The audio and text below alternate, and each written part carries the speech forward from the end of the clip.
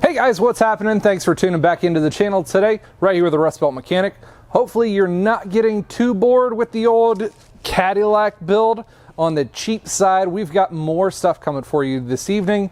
We've got a harsh vibration at idle, and I'm pretty sure it's going to be the motor mount, so we're going to look in at those, and we're going to be telling you guys how you guys can diagnose the motor mounts and what kind of things to look forward to, as well as replacing them on this. Let's get into it.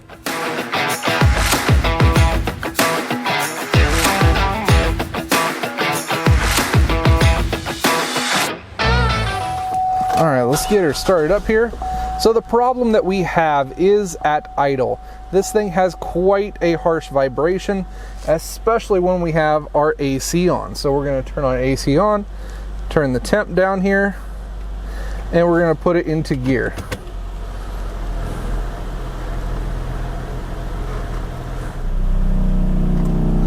And here at idle, you can see that we've got our steering wheel. The whole car is shaking, especially through the steering wheel. And if we turn off our AC, the vibration is still there, but not quite as bad. But it definitely gets worse when we turn the AC on too.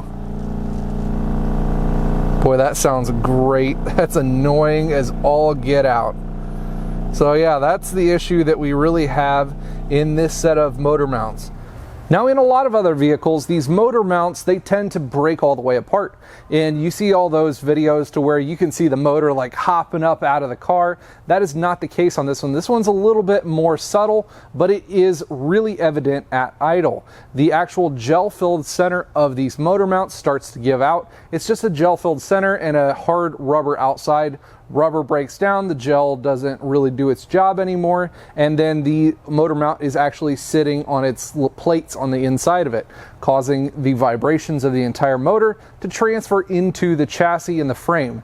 On the left hand side, which is right next to our steering column and everything, that's where it's getting transferred to the most. So that's what we're going to be looking into on these motor mounts. Let's see about the ones I grabbed.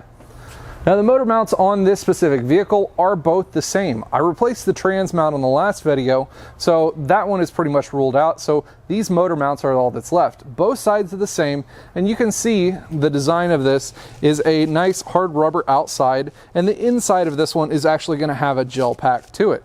So this is a brand new one. The gel is going to be hard set in there. The rubber is nice and firm still, not all broken down and cracked apart, probably from all of the oil spilt that we used to have on that one. So now we're going to get these out here.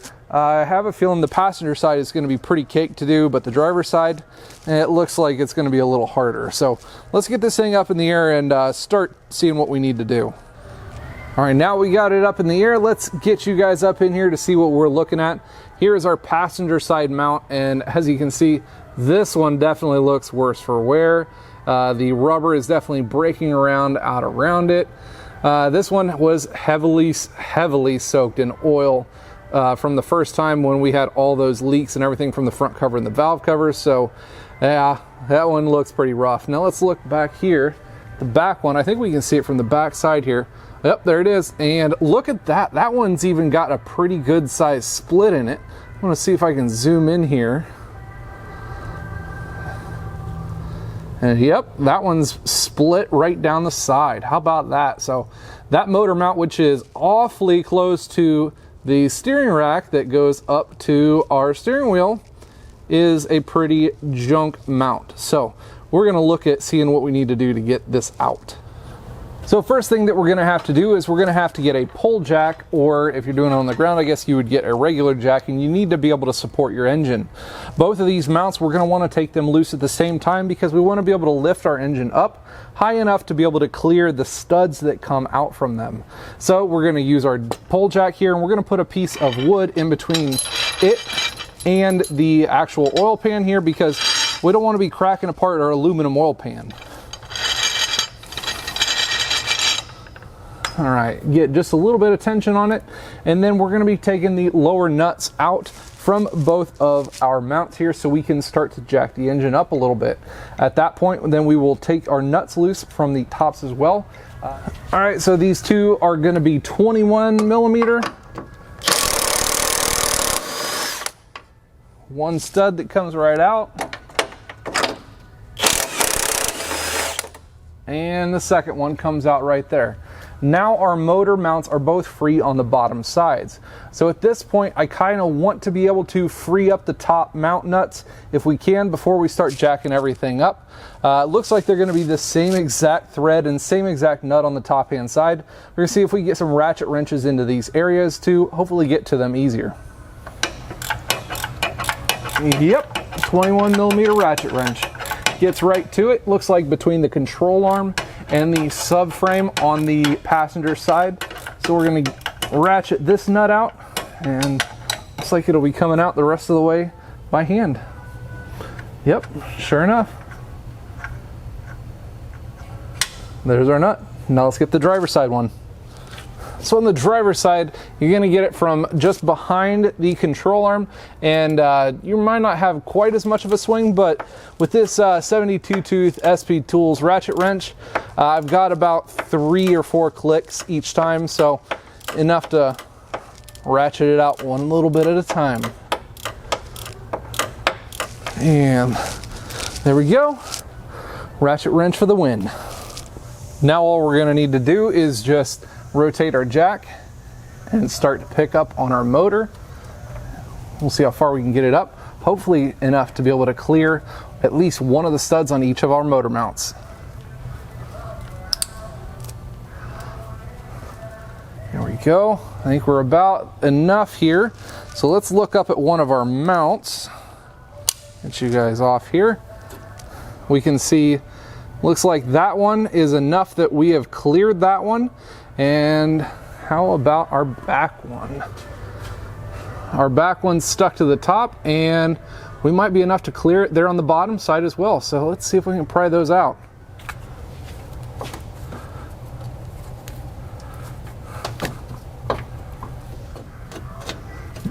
And looks like we got it. Now to play Tetris to get it out of the hole.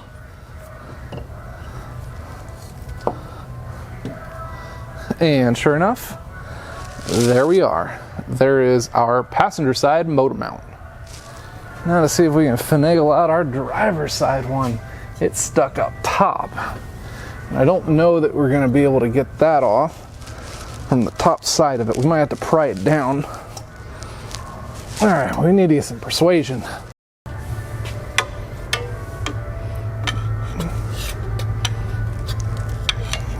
And all right, there we go. I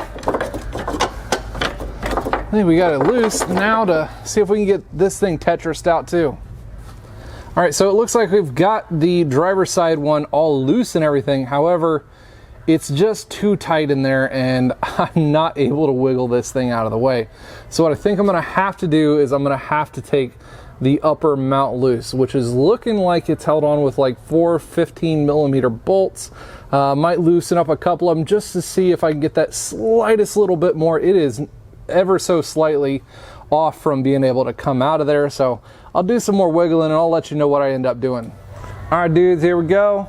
Here we finally got them out. So I actually took the bracket out for the mount and I took the power steering gear loose as well. Both of those 18s I took up out so I could move the steering gear around. I was able to get it out with just taking the mount out, but then actually finagling it out of the car, I had to move the steering rack. So here we had our passenger side one, and this one is actually, you know, not all that bad. It's starting to crackle a little bit.